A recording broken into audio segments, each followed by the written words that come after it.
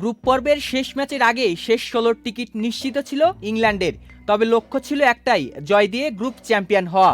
কিন্তু রক্ষণাত্মক কৌশলে মাঠে নেমে পানামা শুরু থেকেই কঠিন পরীক্ষা নেয় থ্রি লায়ন্সদের। দীর্ঘ সময় গোলশূন্য লড়াই চললেও শেষ পর্যন্ত ইংল্যান্ডের আক্রমণের সামনে টিকতে পারেনি পানামা। দ্বিতীয়ার্ধে জুড বেলিংহাম ও হ্যারি কেইনের গোলে ২-০ ব্যবধানে জয় তুলে নেয় টমাস টুখেলের দল। এই জয়ের মধ্য দিয়েই গ্রুপ সেরা হয়ে রাউন্ড অফ 32-এ ইংল্যান্ডের প্রতিপক্ষ হয়েছে সেনেগাল।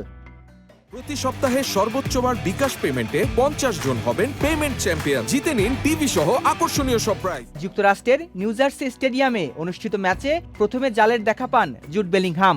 এরপর ব্যবধান দ্বিগুণ করেন অধিনায়ক হ্যারি কেইন।